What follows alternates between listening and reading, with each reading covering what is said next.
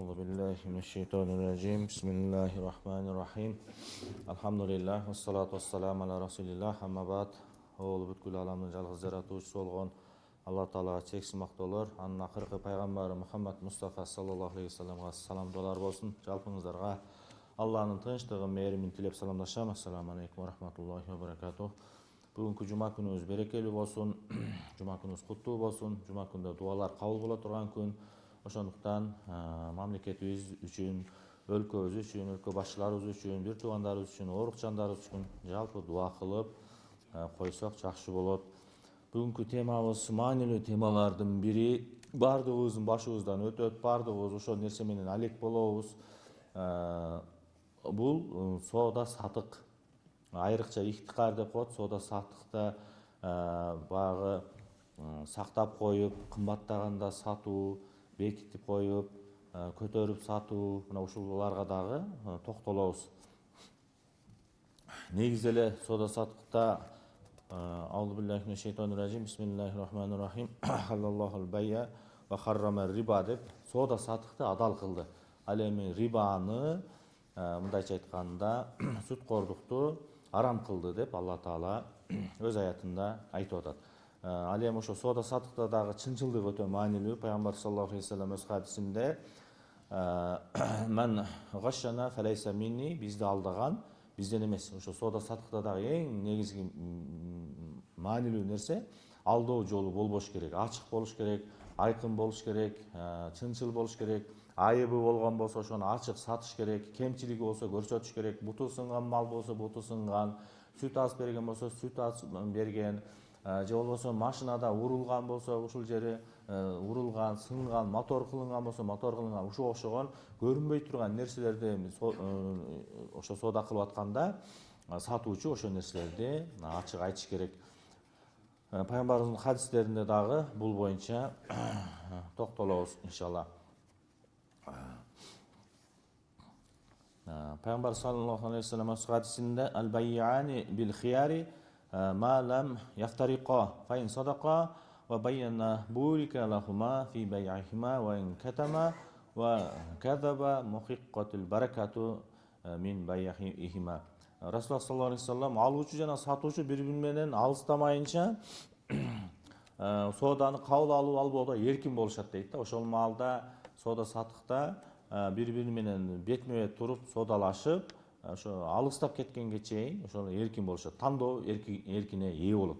Эгерде чынчыл болгон болсо, мал мүлктүн бир кемчилигин ачык айткан болсо, соодалары берекелүү болот дейт да.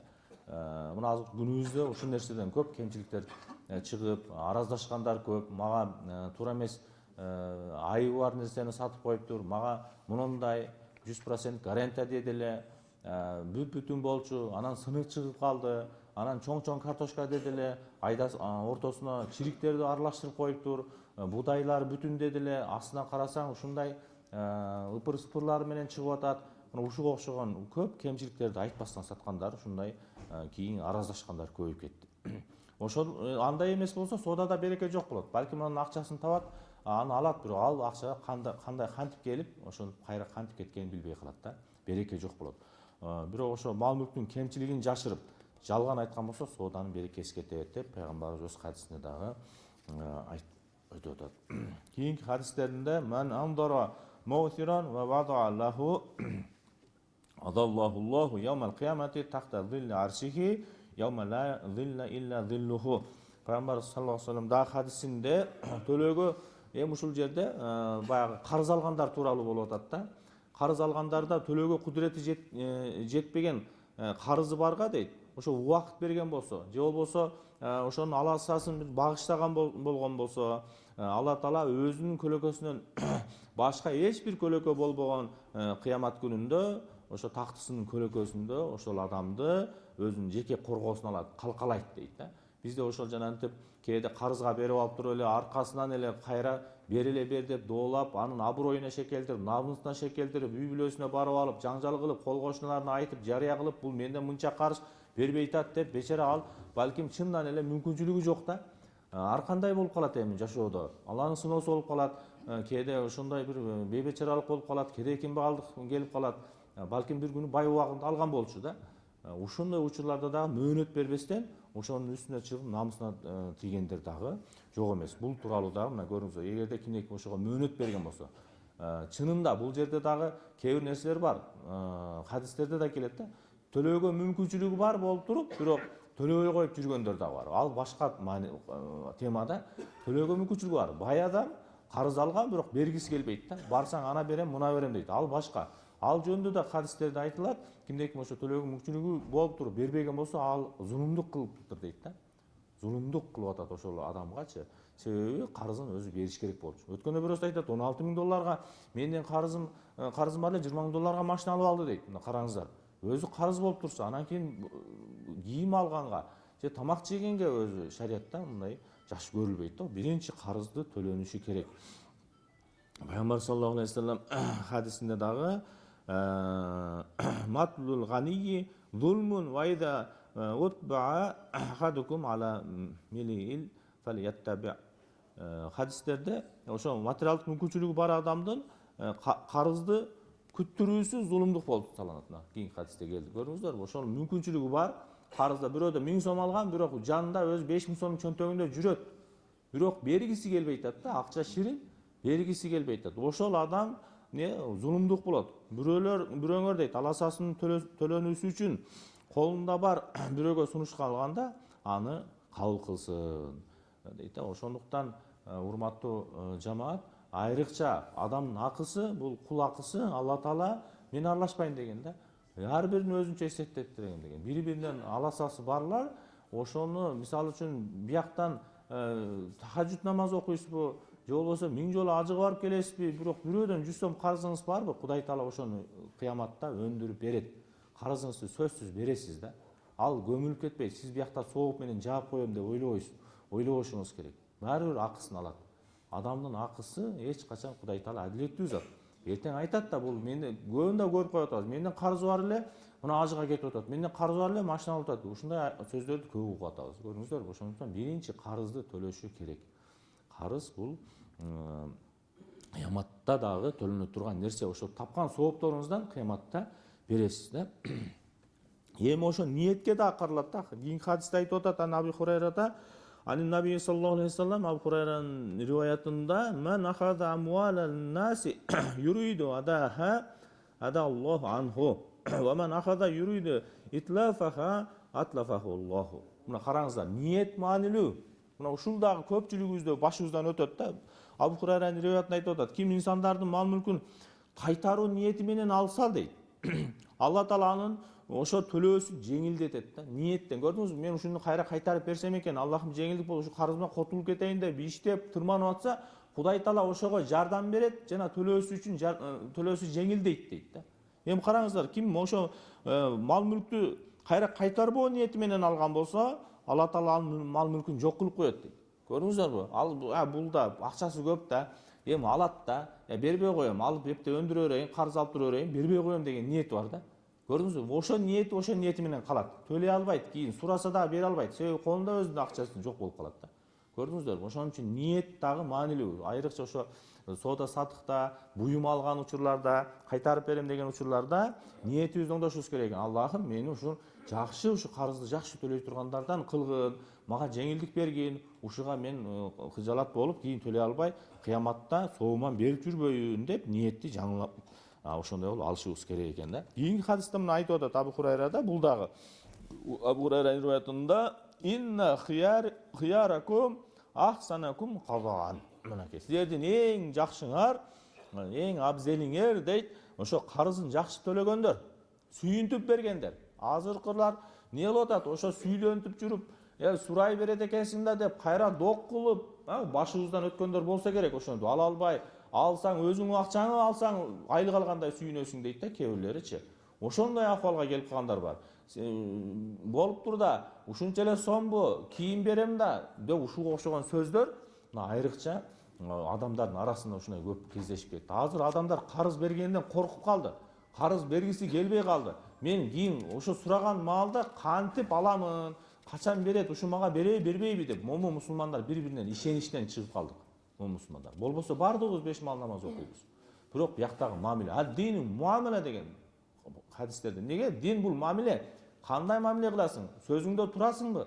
Мына мунафыктын аламаты 3 дейт. Сүйлөсө жалган сүйлөйт. Аманат берген болсо кыянат болот, кыянат кылат. Бир нерсени коюп турайын десе, ошонун буюмду алмаштырып коет, же болбосо иштетип берет.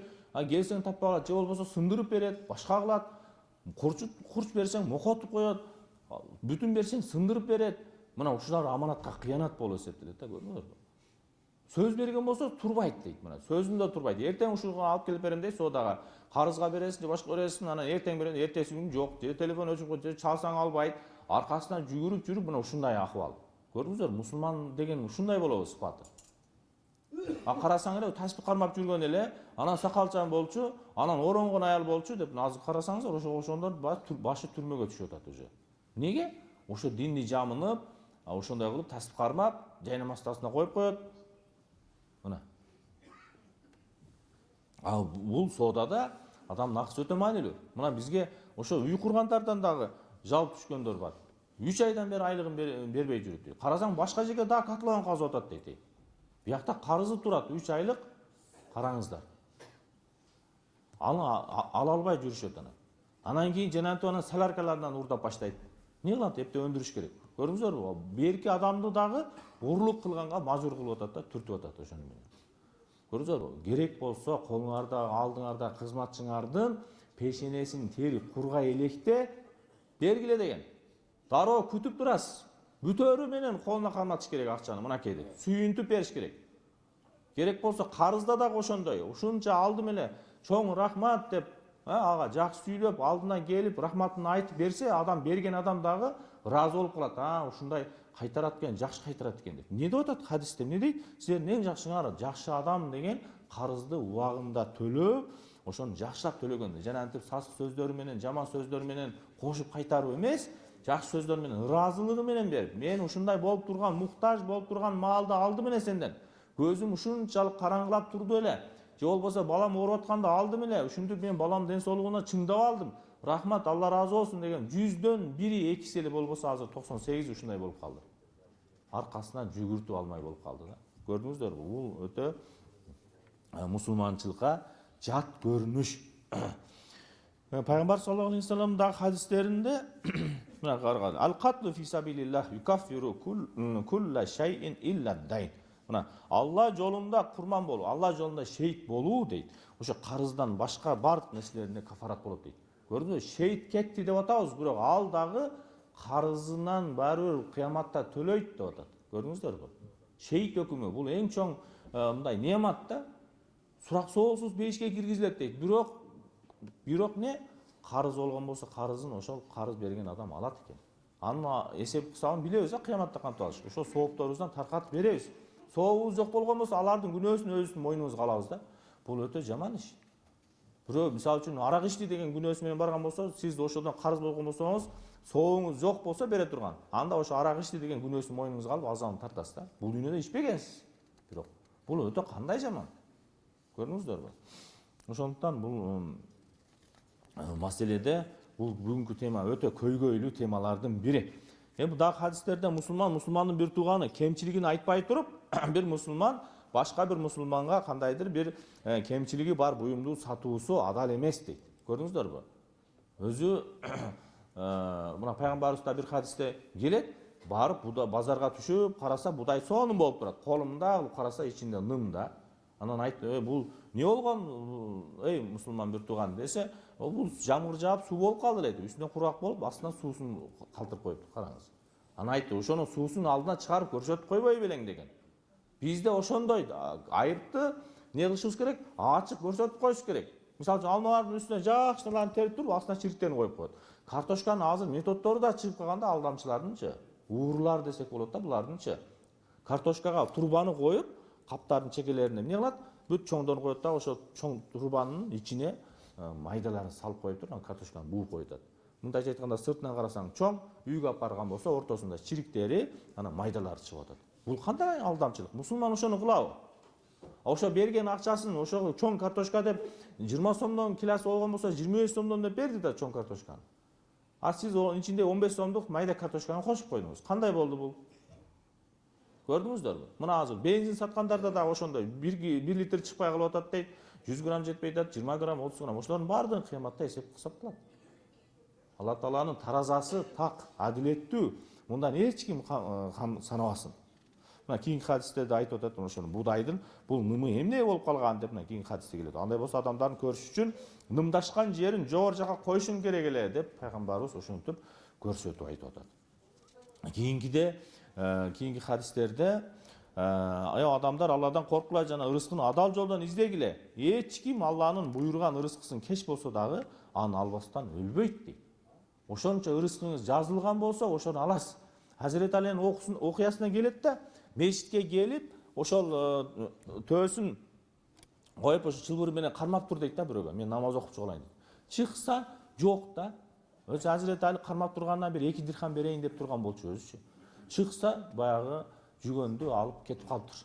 Анан жардамчысын жөнөтөт, базарга барып жүгөн алып келем деп барса, ошо жүгөн туратмыш да, билбейт эми. 2 дирхамга сатып алып кел. Анан мен дейт ошол 2 дирхамды ошо негесине берейин дедим эле. Бирок ошол адал жол турса, арамды тандап алды. Уурулук менен ошо 2 дирхамды алды дейт да. Ар бир адамдын пешенесине ырыскысын жазып койгон. Ал ырыскыдан эч ким ашып өтө албайт.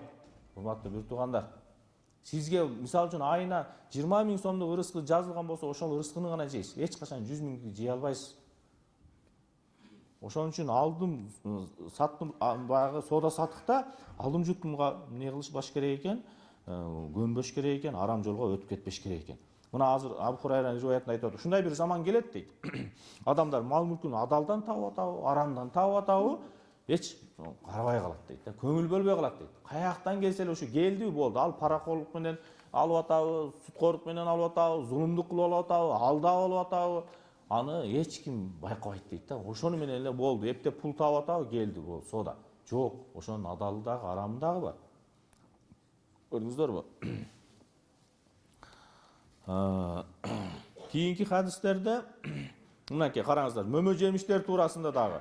Ошо мөмө жемиштердин түйүлүп жетилгенге чейин, жүзүндү жетилип көзгө көрүнгөнгө чейин, дан азыктарын ошо дандары катууланып күч алганга чейин сатууга тыюу салынды. Элдер мисалы үчүн мына мен будай деп койгондо туруп эле сатып берет. Ол будай болобу болбойбу, күздө эмне болот? Жок. Анан пыш эле эми коро болгон өрүктү деле сатып кое берет. Алманы кайналын деле сатып кое берет. Чөптү деле сатып кое берет. Мен ошол жерден чөп мынча сомдон, ал чөп болобу болбойбу? Өртөнүп кетсе эмне болот күзүндө? Сел алып кетсе эмне болот? Көрдүңүздөрбү? Жок нерсени сатуу маадум деп коёлар. Жок нерсени сатышы арам өзү. Колуңузда бар нерсени сатасызбы? Телефонуңуз накпы? Мынакей мен ушуну сатып атам, 10 000 сомго дейсиз. Калемди мынакей менде мына нак сатуу болот да. Жок нерсе. О деңиздеги балыктан алып сатып берем, $1000 берип тур десеңиз болобу? О деңизде балык түшөбү түшпөйбү сизге?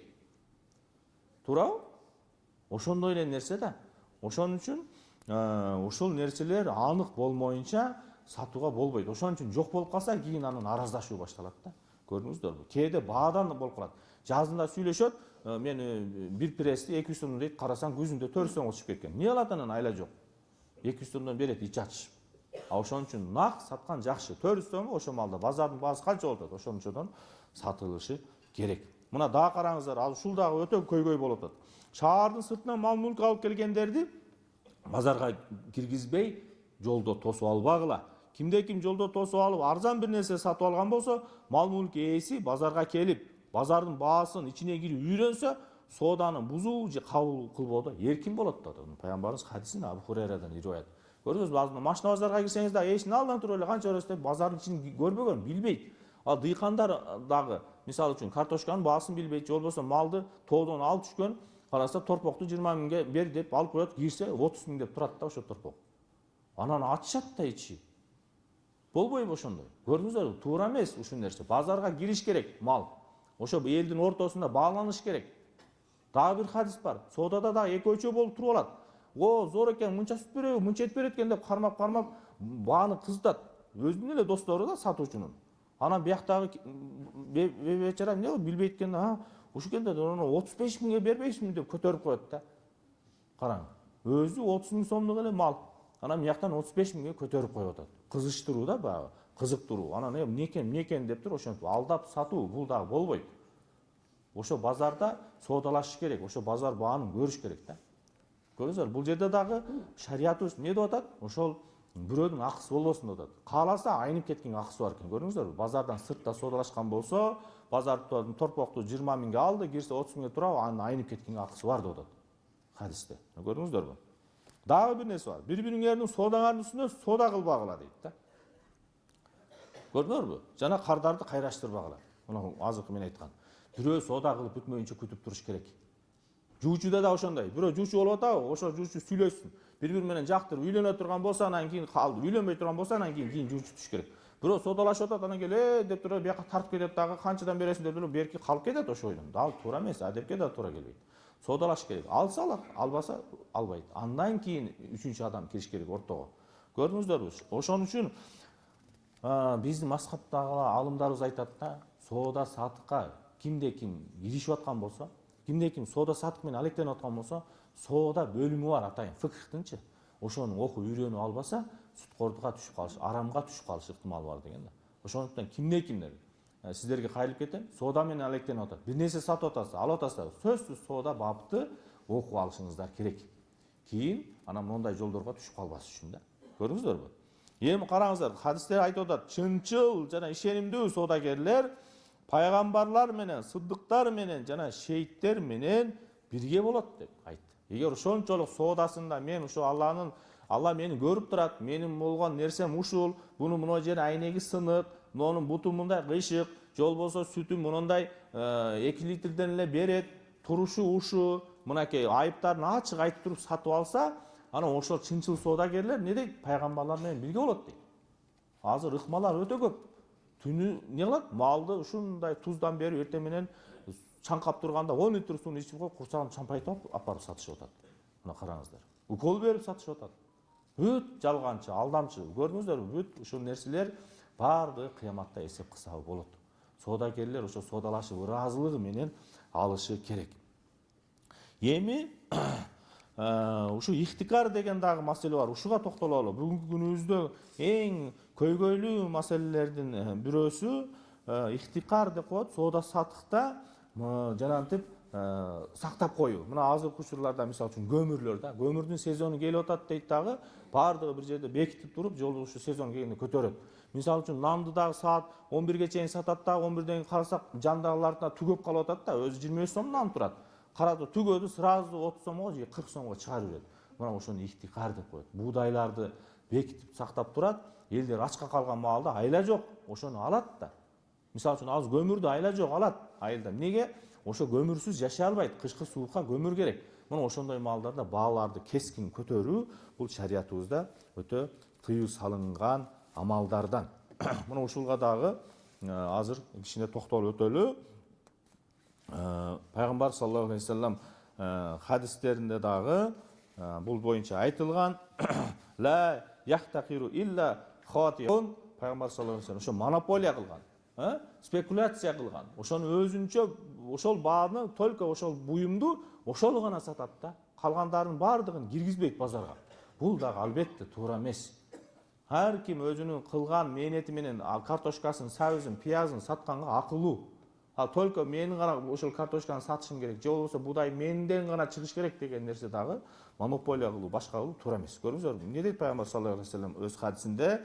Ла яхтакиру илля хатиун. Ошол монополия кылган жанагынтип мал мүлктөрдүн баардыгын жей турган айрыкча азыктарды сактаган адам күнөөкөр болот дейт. Ката кылуучу болот деп пайгамбарыбыз өз хадисинде дагы айтып өткөн. Хашр сүрөсүндө дагы кайла якуна дулатан байнал агния минкум.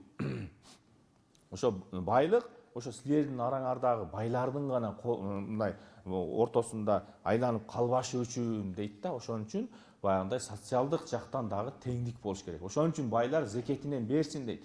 Кедей кембагалдарга берсе, ошондо кичине болсо дагы кедей кембагалдардын жашоосу өзгөрөт дейт да. Садака бергиле дейт да. Ошондой жашоо тарыз өтүш керек.